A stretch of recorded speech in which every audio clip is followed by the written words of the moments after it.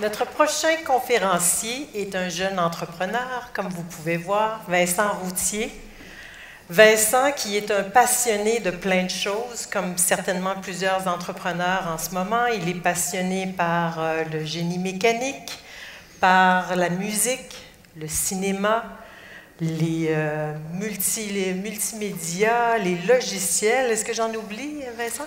Non, c'est un bon topo. Ça fait le tour. Alors, Vincent est venu nous raconter un événement assez particulier qu'il a vécu il y a à peine quelques mois. Notre aventure a commencé le 3 février dernier, quand on a mis en ligne une vidéo sans aucune attente. Cette vidéo-là.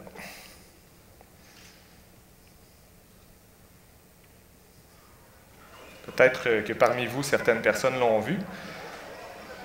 Et le samedi matin, quand je me suis réveillé, il y avait 800 000 personnes qui l'avaient vue.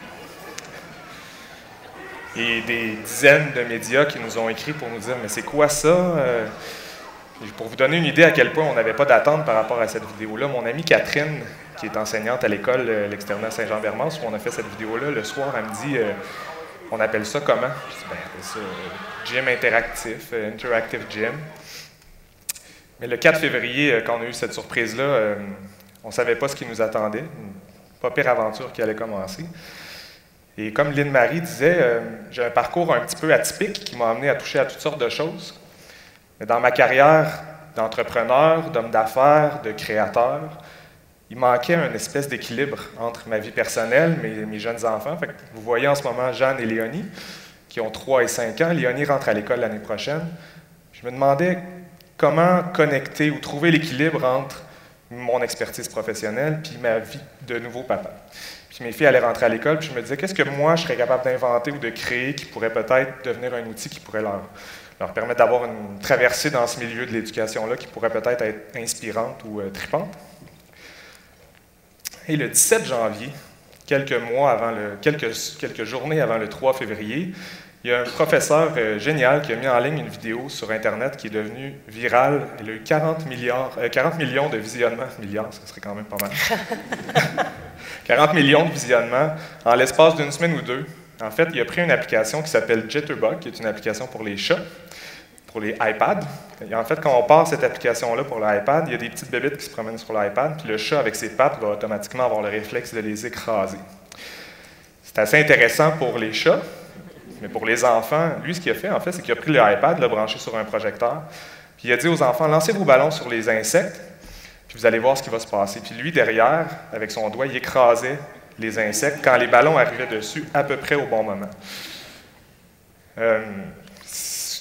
Je me suis fait taguer sur Facebook à peu près 50 fois dans cette vidéo-là. Vincent, seriez-vous capable de faire ça? Ça fait des années qu'on fait de la recherche et développement pour des choses vraiment, vraiment plus compliquées que ça, mais on avait quand même toute l'expertise qu'il fallait pour le faire. Donc, le 1er février, ce que vous voyez, c'est la cuisine de mon associé Simon, avec un prototype de « on lance une balle de ping-pong sur un écran, il y a une petite explosion ». 1er février. 2 février, dans nos bureaux, un premier jeu vidéo avec l'idée du ballon qui va écraser l'espèce d'insecte. Fait qu'on était plus au niveau technique. Mais on se disait, qu'est-ce qu'on pourrait faire avec ça, mais qui a de l'envergure? On vient du monde du spectacle, on a mis en scène toutes sortes de choses, on a raconté des histoires. On se dit, il faudrait le faire à plus grande envergure. Donc, le vendredi après-midi, le vendredi après-midi, le 3 février, on va à l'externat Saint-Jean-Bermance, puis on dit, il faut que ce soit gigantesque. Il faut que les jeunes y bougent, il faut que les jeunes s'amusent en bougeant. On a amené de l'éclairage. Si on veut faire une projection de cette grandeur-là dans un gymnase, il faut fermer les lumières parce que sinon, on ne voit pas bien la projection. Mais si on ferme les lumières dans un gymnase et on dit aux enfants « let's go, lancez des ballons, faites du sport », c'est pas une super bonne idée. On se dit, ça prend de l'éclairage. Le temps qu'à installer l'éclairage, on se dit on va le contrôler, cet éclairage-là, pour que quand les jeunes y perdent une vie dans le jeu, le gymnase devienne rouge au complet. Ça a ouvert une espèce de boîte de Pandore. On ne savait pas trop dans quoi on s'embarquait, on faisait ça vraiment par plaisir, mais tout a déboulé à partir de là. Fait que le 4 février, quand on s'est réveillé, on a réalisé qu'il y avait un super bel intérêt et potentiel derrière ça. Puis on a réalisé une chose, tous les jeunes aiment jouer, mais ce n'est pas tous les jeunes qui aiment faire du sport. Mais s'ils jouaient en bougeant, ou ils jouaient en faisant du sport, ou qu'on amenait une dimension qui normalement est un peu contradictoire. L'idée du jeu vidéo et de l'éducation physique dans les écoles, c'est des sujets qui sont opposés, normalement. L'idée, c'était, on prend les deux, puis on essaie de faire, on prend le meilleur des deux, en fait. Fait qu'on prend les mécaniques de jeu vidéo, l'immersion, le storytelling qu'il y a dans un jeu vidéo, mais on l'amène dans le monde physique. Fait qu'on se dit, on va prendre le gymnase, l'environnement physique, mais on va créer un environnement dans lequel les jeunes vont avoir l'impression d'être dans un jeu vidéo.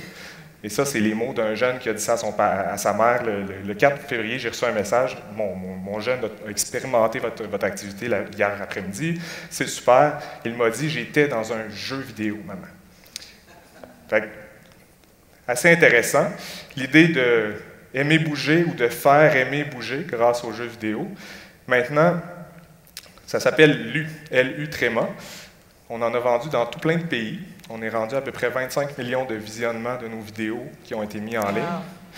On a toutes sortes d'idées ou de visions de où on va pouvoir amener tout ça éventuellement. Ce que vous voyez sur l'écran derrière moi, c'est notre première configuration duo. C'est 2 écrans face à face. Au lieu d'être en interaction seulement avec un écran, l'idée dans celui-là, c'est d'avoir 2 écrans face à face. On utilise le plancher aussi entre les 2 écrans pour faire bouger les jeunes. Dans ce jeu-là, les jeunes doivent, quand ils ont le ballon dans les mains, ils ne peuvent pas bouger, comme au Ultimate Frisbee ou Handball. Ils doivent faire une passe à un coéquipier, puis en progressant vers le but opposé, ils peuvent faire des points. Mais là, quand on lance un but puis on fait un point dans un but en métal avec la corde, on a fait un but, ça s'arrête là. Mais quand on fait un but dans un jeu vidéo, il peut y avoir un jeu spécial qui commence. Fait que ça amène beaucoup de possibilités ou d'ouverture ensuite. L'idée d'avoir installé ça dans un gymnase pour faire du sport, elle a évolué aussi. On a récemment fait un jeu de français où on apprend à épeler. On lance le ballon sur les lettres dans la bonne séquence pour épeler un animal. C'est ce que j'allais dire, les matières scolaires vont entrer tranquillement dans le gymnase. Oui. Puis, l'idée de faire des mathématiques, du calcul mental, puis c'est un projet qu'on a fait par instinct, par 2 papas qui se disaient qu'est-ce qu'on peut faire avec nos expertises pour nos jeunes et tout. Mais en creusant, en rencontrant des chercheurs, des professionnels, on a réalisé qu'apprendre en bougeant, ça ouvre beaucoup de possibilités, puis l'horizon au niveau de la capacité d'apprendre, et apprendre par le jeu aussi. Énormément d'applications éventuelles qui s'offrent à nous. Est-ce que tes filles ont eu l'occasion d'essayer le jeu de papa jusqu'à maintenant? On essaye de doser ça, parce que sinon, ils ne voudront plus jouer quand ils vont arriver à l'école. Mais ils ont chacun leur jeu préféré. Puis l'anniversaire de Léonie, qui était il y a quelques semaines, s'est passé dans un espace comme celui-là. Ça l'a fait plusieurs heureux, je pourrais dire. Je parie que tes filles vont se faire facilement des amis avec ce petit jeu-là à portée de la main. C'est mon père. C'est mon père qui a fait ça. Donc, il y a un avancement par rapport à ce que tu viens de nous raconter. Ça s'est passé dans les derniers mois. Ça va à une vitesse très, très grande. Mais on sait, pour connaître les entrepreneurs, surtout multidimensionnels comme tu l'es dans ta tête, j'imagine qu'il y a d'autres choses qui nous attendent assez prochainement. Absolument. Donc, maintenant, notre mission, c'est de concevoir ou d'inventer le gymnase du 21e siècle. Les gymnases n'ont pas changé depuis les 100 dernières années. Il commence à être temps qu'ils changent. Puis je pense qu'on a un filon assez intéressant pour le faire. Puis la manière que nous, on voit le gymnase, c'est un immense espace dans une école qui peut servir à plein de choses. Il ne peut pas juste servir au sport, ou pas juste servir à apprendre, mais il pourrait servir aux arts plastiques, à la musique.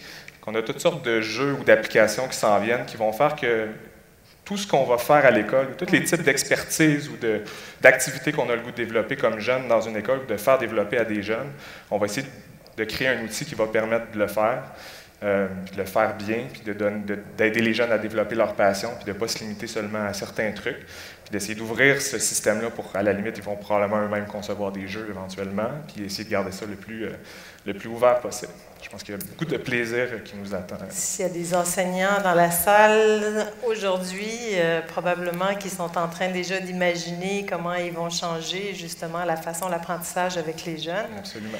Vincent, c'est un monde qui s'ouvre vers l'éducation aussi. J'imagine que vous allez aller vers les gens, te parler de parents. Vous avez échangé avec des gens qui font de la recherche sur la pédagogie. Oui. Alors, l'école du futur? Peut-être. Ça donne envie de retourner à l'école. Merci beaucoup, Vincent. Merci beaucoup. Merci.